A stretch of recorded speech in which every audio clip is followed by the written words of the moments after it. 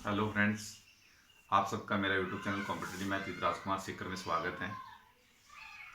दोस्तों, अपने number system की सीरीज स्टार्ट कर रखे हैं जिसमें अपन ने चार पार्ट देख लिए। जिस चार पार्ट में अपन ने दो कंसेप्ट क्लियर किए हैं। एक तो नंबर ऑफ जीरो, शून्यकों की संख्या निकालना, दूसरा यूनिट डिजिट मतलब इकाई अंक निकालना।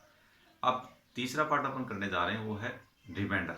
नंबर सिस्टम के अपन ने वैसे तो अपन ने पार्ट बनाए चार, दो दो पार्ट बनाए हैं। एक तो नंबर ऑफ जीरो के दो पार्ट बनाए और यूनिट डिजिट के भी दो पार्ट बनाए हैं। अब रिमाइंडर सिस्टम अपन पढ़ने जा रहे हैं। रिमाइंडर नंबर सिस्टम में रिमाइंडर टॉपिक अपना थर्ड है जिसके अपन पढ़ने जा रहे हैं। उसकी सीरीज अपन वैसे कल से अपलोड करना स्टार्ट करेंगे। आज मैं आपको बेसिक बताने आ रहा हूँ कि रिमाइंडर अपन कल से लेके आ रहे हैं। रिमाइंडर को बेसिक से पढ़ेंगे। काफ़ी क्वेश्चन आते हैं, हर एग्जाम में क्वेश्चन आते हैं। जिसकी बात करें जैसे रेलवे में भी काफ़ी क्वेश्चन पूछे जाते हैं, एसएससी में पूछे जाते हैं। हर एक एग्जाम में आजकल मैथ में जिसमें भी अगर लागू है तो उस एग्जाम में रिमाइंडर से क्वेश्चन जरूर पूछा जाता है। रिमाइंडर वैसे देखा जाए तो अच्छा टॉपिक है नंबर सिस्टम का।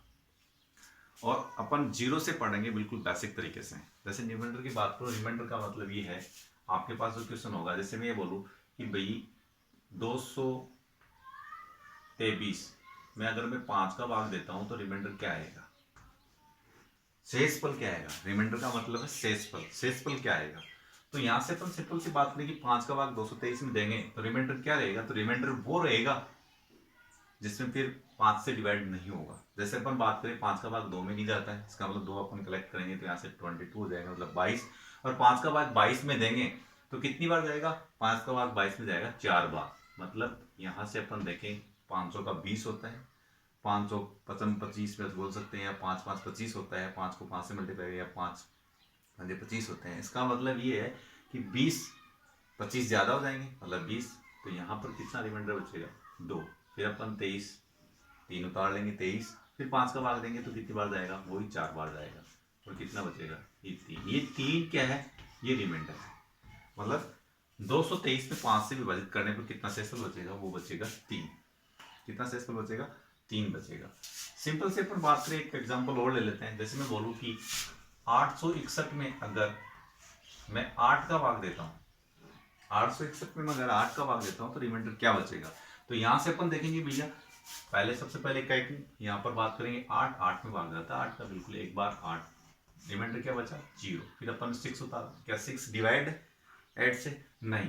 तो अपन क्या करेंगे, यहाँ पर जो बोलते हैं यहाँ पर एक शून्य अपन उतारेंगे, क्योंकि यहाँ पर 6 में डिवाइड नहीं हो रहा है 8, तो यहाँ 1 था। फिर 8 और 7 56 होते हैं, तब 8 को 7 से मल्टीप्लाई करेंगे तो कितना आएगा? 56। 8 अंडे तो 64 होते हैं, मतलब ज्यादा है। 56 कितना बचा? 5। 5 क्या है? ये रिमाइंडर है। ये क्या है? रिमाइंडर। तो सिंपल सी चीज है। रिमाइंडर क्या होता है? शेषफल क्या होता है? जब किसी भी चीज को डिवाइड करने पर जो बचता है वही क्या होता है? रिमाइंडर होता है। लेकिन अपने ऐसे सिंपल क्वेश्चन नहीं पूछे जाएंगे। ऐसे नहीं पूछेगा आपको कि 323 में अगर अपन 6 से डिवाइड करते हैं तो रिमाइंडर क्या बचेगा, ऐसा कुछ नहीं पूछेगा। ठीक है। क्वेश्चन कैसे पूछेगा? या तो कोई सीरीज दे देगा, कोई सीरीज दे देगा। जैसे सीरीज की बात करूं,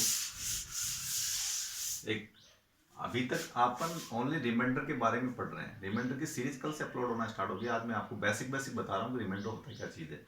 जैसे पर बात करें सिंपल, कोई सीरीज है 1 plus 2 plus 3 plus 4 plus dash dash dash plus 100, और इसको अगर बोला जाए कि ये 1 से लेकर 100 तक की संख्याओं के योग में अगर 8 से विभाजित किया जाता तो शेषफल कितना बचेगा? या योग को 8 से विभाजित किया जाता तो शेषफल कितना बचेगा? तो यहां से सबसे पहले काम तो ये करना पड़ेगा कि 1 से लेकर 100 तक की संख्याओं को ऐड करो। अब ऐड करना तो अपने को भाई ऐसे तो है नहीं कि 1 2 3 4 सबको लिख के ऐड करेंगे, इतने में तो अपना टाइम हो जाएगा। आपको पता है आजकल टाइम मैनेजमेंट की ही एग्जाम होती है। ठीक है। तो यहाँ पर अपन 1 से लेकर 100 तक की संख्याओं को ऐड कैसे करते हैं वो मैं एक वीडियो लेके आ जाऊंगा। आपको संख्याओं को योग करना भी सिखा दूंगा, संख्याओं का औसत निकालना भी सिखा दूंगा। 1 से लेकर 100 तक, 1 से लेकर 1000 तक की संख्याओं का योग कैसे किया जाता है, 1 से लेकर 100 तक की संख्याओं का औसत कैसे निकाला जाता है, सब कुछ अपन चर्चा करेंगे। ठीक है। फिलहाल अपन रिमाइंडर बता रहे हैं। तो 1 से लेकर 100 तक की संख्याओं को ऐड करने के लिए एक सिंपल सा फॉर्मूला भी है, काफी लोग बताते भी हैं। वो फॉर्मूला आप ध्यान में भी होगा, आपके नहीं ध्यान में तो याद रख सकते हैं कि 1 से लेकर n तक की संख्याओं का, या बोल सकते हैं प्रथम से लेकर या 1 से लेकर n तक की संख्याओं का योग निकालना होता है तो उसका फॉर्मूला होता है n प्लस 1/2। ये एक फॉर्मूला होता है n प्लस 1/2। तो यहाँ पर n क्या है? अंतिम संख्या। अंतिम संख्या कितनी है? 100। तो 100 प्लस 1 100 प्लस 1/2। 100 100 + 1 / 2, तो यहाँ पर अपन करेंगे 100 × 100 101 फिर /2, इसको 50 से 50 को मल्टीप्लाई करेंगे 101 से, तो 50 को मल्टीप्लाई करेंगे 101 से, या आप क्या कर सकते हैं 101 को 5 से गुणा करके फिर 0 ऐड कर सकते हैं या 0 लगा सकते हैं, तो यहाँ पर आएगा 50 50 और 50 50 यहाँ पर पता लग गया कि 1 से लेकर 100 तक की संख्याओं का योग 50 50 होता है। इसको 8 से विभाजित करना है, तो आप देखेंगे 8 से 48, 6 फिर 3 फिर 1, मतलब रिमाइंडर कितना बचेगा, 2 बचेगा। तो वो रिमाइंडर क्या है इसका, इस क्वेश्चन का आंसर होगा रिमाइंडर 2। ऐसे क्वेश्चन पूछे जाएंगे सीरीज। कई बार आपको कोई क्वेश्चन ऐसे ही पूछ सकता है, वो भाजकता के नियम पर आधारित है, मतलब भागफल अपन सीख रहे हैं, तो यहाँ पर रिमाइंडर निकालना सीख रहे हैं, तो रिमाइंडर के पहले अपने को भाजकता के नियम भी पता होना चाहिए, तो भाजकता की मैं वीडियो अपलोड कर दूंगा। सबसे पहले अपन बात करेंगे रिमाइंडर की। रिमाइंडर से अच्छे क्वेश्चन भी बनते हैं एग्जाम में, पावर वाले क्वेश्चन बनते हैं, वो भी कैसे बनते हैं उसकी मैं सिंपल सी बात कर लेता हूँ। जैसे काफी तरीके बताते हैं लोग बाग, लेकिन अपन सिंपल सा एक एग्जांपल लेके सोल्व कर लेते हैं। जैसे मैं बात करूँ कि 10 की पावर 1/9, ठीक है। फिर अपन बात करें 10 की पावर 2/9, ठीक है। और यहां पर अगर मैं लिखूं कि 10 की पावर 1/11 और 10 की पावर 2/11, यहां सिंपल सी बात कर लेते हैं।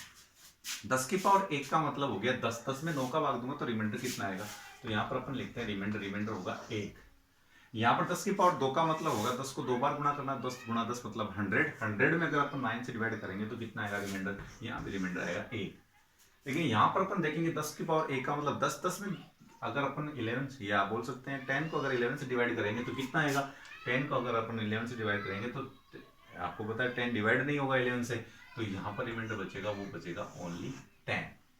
अब 10 की पावर 2 का मतलब कितना होता है 100 को अगर 11 से डिवाइड करेंगे तो कितना आएगा, तो 100 का मतलब 99, तो पूरा चला गया 9 बार, यहाँ पर बचा रिमाइंडर 1। तो यहाँ से अपन कुछ सीखेंगे, क्या सीखेंगे, यहाँ पर अपन सीखेंगे कि अगर अपने पास जो भाज्य है और भाजक है, अगर भाज्य भाजक से क्या हो, भाज्य अगर भाजक से एक ज्यादा हो, पावर चाहे सम हो चाहे विषम, भाज्य भाजक से ज्यादा हो, एक ज्यादा हो, भाज्य भाजक से एक ज्यादा हो, और पावर चाहे सम हो विषम हो, रिमाइंडर हमेशा क्या बचेगा, 1 बचेगा। जैसे मैं सिंपल सी बात कर लेता हूँ और फिर अपन देख लेते हैं। 3 की पावर 1/2 और 3 की पावर 2/2, यहाँ पर अपन देखेंगे 3 की पावर 1 का मतलब 3 होता है, बटे में 2 करेंगे, 3 में 2 का भाग देंगे तो रिमाइंडर कितना आएगा, 1 आएगा। सिंपल सी बात है, एक बार चला जाएगा 1 बचेगा। यहाँ पर 3 की पावर 2 का मतलब होता है 9, 9 में 2 का भाग देंगे तो 4, 4 दूनी 8, मतलब 4 बार चला जाएगा, रिमाइंडर कितना बचेगा, 1। सिंपल से देख सकते हैं। भाज्य भाजक से एक कम हो, एक ज्यादा हो, सॉरी, भाज्य भाजक से, ये क्या है, भाज्य है और ये क्या है मेरा भाजक है, ठीक है। तो भाज्य भाजक से एक ज्यादा हो, उस टाइम चाहे घात मेरी सम हो चाहे विषम हो, रिमाइंडर हमेशा क्या बचेगा, 1 बचेगा। और भी कंसेप्ट में बताऊंगा, काफी क्वेश्चन मेथड वगैरह है, क्वेश्चन मेथड भी बताएंगे, क्वेश्चन मेथड से काफी क्वेश्चन अच्छे से सोल्व भी करेंगे अपन। यहाँ पर अगर बात करें तो यहाँ पर भाज्य भाजक से एक कम है, भाज्य भाजक से, ये क्या है मेरा, ये भाज्य है, ये मैं बता देता हूँ अभी थोड़ी देर में, ये भाजक है, ये भी मैं बता दूंगा, ठीक है। ये भाज्य है और ये भाजक है। भाज्य भाजक से यहाँ पर एक कम है, उस टाइम अगर घात विषम है तो रिमाइंडर वही बचेगा जो ऊपर है, और रिमाइंडर सम है तो बचेगा अपने यहाँ रिमाइंडर 1।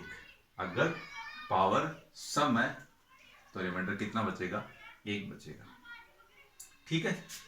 यहां पर अपन बात करें, सिंपल सी बात है, दोबारा समझा देता हूं। जैसे एक बात और क्वेश्चन ले लेते हैं, 3 की पावर 1/4 और 3 की पावर 2/4।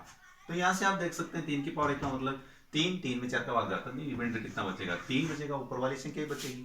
3 की पावर 2 का मतलब 9, 9 में अगर 4 का भाग देंगे तो रिमाइंडर कितना बचेगा, 1। अभी मैंने बोला था कि भाज्य भाजक से एक कम हो और पावर सम हो, उस टाइम रिमाइंडर हमेशा 1 बचेगा। और भाज्य भाजक से एक कम हो और पावर विषम हो तो ऊपर वाला ही शेषफल बचेगा। सिंपल सी चीज आपके समझ में आई होगी, काफी क्वेश्चन यहाँ से बनते भी हैं। वो बाकी और तरीके भी हैं क्वेश्चन सोल्व करने की, वो मैं भी बताऊंगा। सारे ट्यूशन मेथड है, पावर में 4 का भाग देखे सर सब कुछ करेंगे, ऐसी बात नहीं। ये मैं सिंपल से तरीके बताया हूँ। काफी एक एग्जाम पूछे, जैसे मान लीजिए आपको पूछा है 110 की पावर 2/111। अब यहाँ पर देख सकते हैं कि 110 की पावर 2 बटे में 111। अब 110 को 110 से मल्टीप्लाई करके 111 का भाग देंगे तो काफी लेंथी हो जाएगा, अपने को पता भी नहीं है।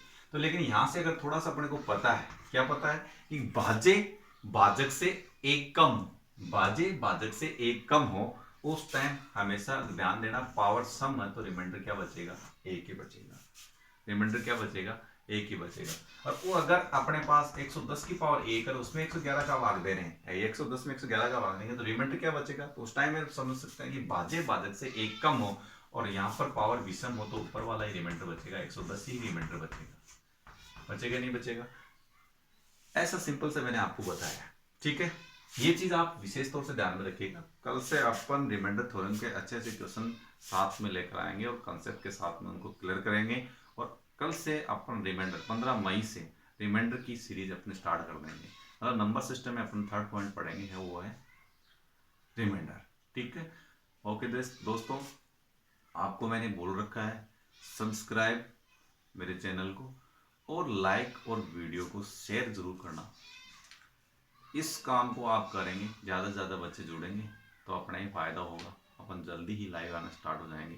ठीक है दोस्तों, आज के लिए बाय। कल से अपन स्टार्ट करेंगे रिमाइंडर की सीरीज। ओके।